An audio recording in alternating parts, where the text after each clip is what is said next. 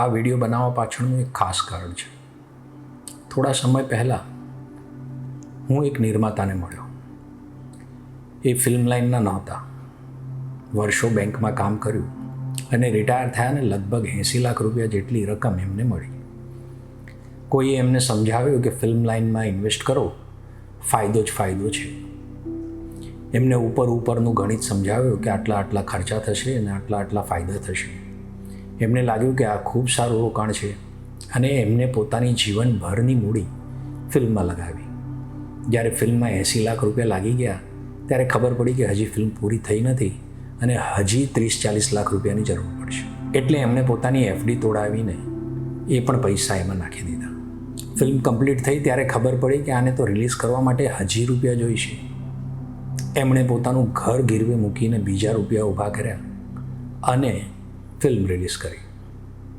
અને પછી જે થયું એના કારણે એમની જીવનભરની મૂડી તો ગઈ જ ગઈ. એમનું જે રહેવાનું ઘર હતું એ પણ વેચવાનો વારો આવ્યો.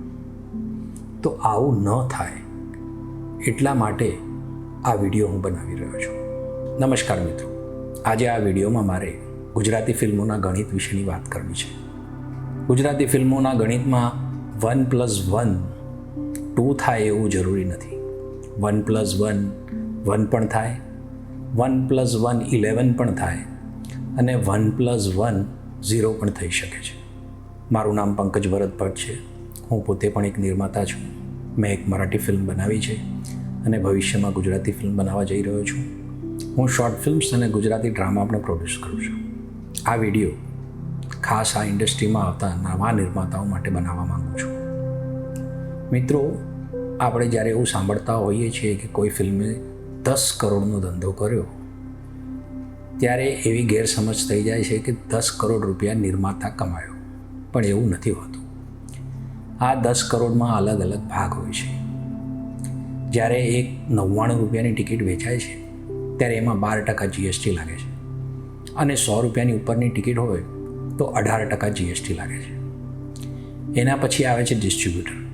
ડિસ્ટ્રીબ્યુટર એ વ્યક્તિ કે સંસ્થા હોય છે જે થિયેટર માલિકો અને નિર્માતા વચ્ચે એજન્ટનું કામ કરે છે, જે ફિલ્મને શોઝ અપાવે છે અને એ શોઝના આધારે જ ટિકિટ કલેક્શન થાય છે.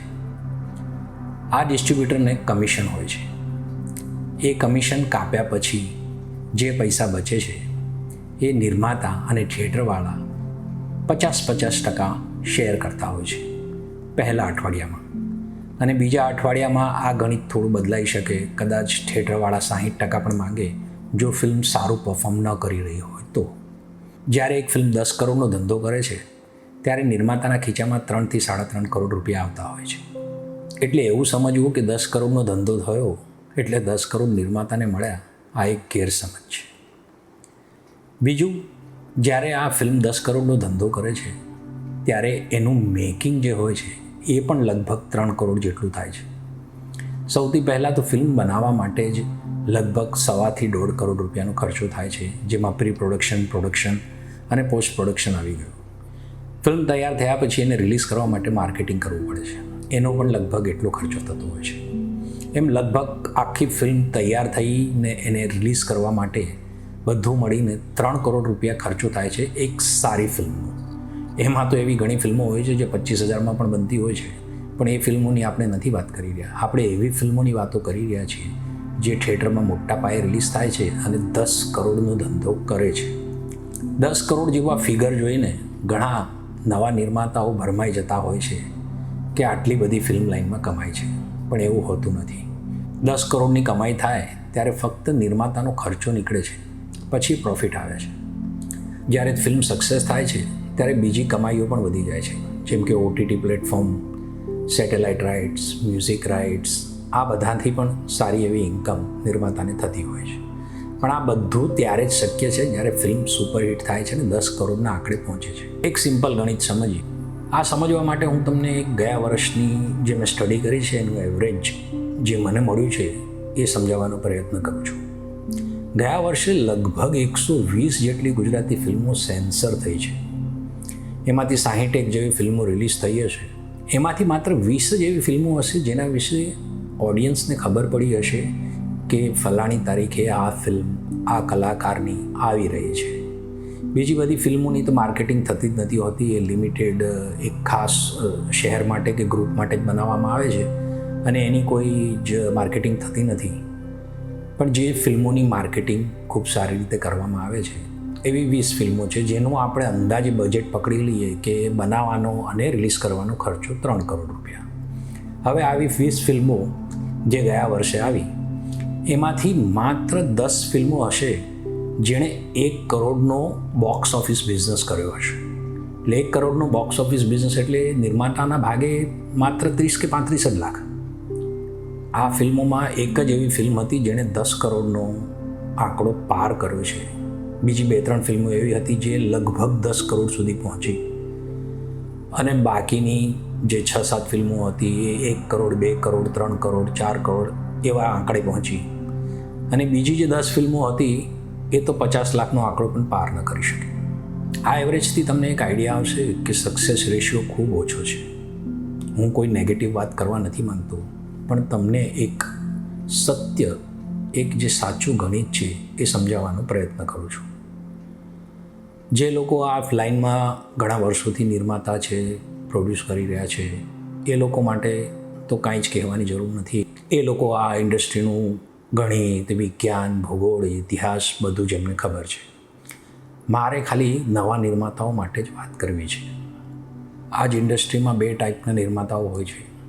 એક જેમની પાસે અઢળક રૂપિયા છે, પોતે ઇન્ડસ્ટ્રીલિસ્ટ છે અથવા બિલ્ડર્સ છે ને એમની પાસે ઘણા રૂપિયા છે જે આમાં ઇન્વેસ્ટ કરી શકે છે અને જો નુકસાન થાય તો એ ભોગવી પણ શકે છે.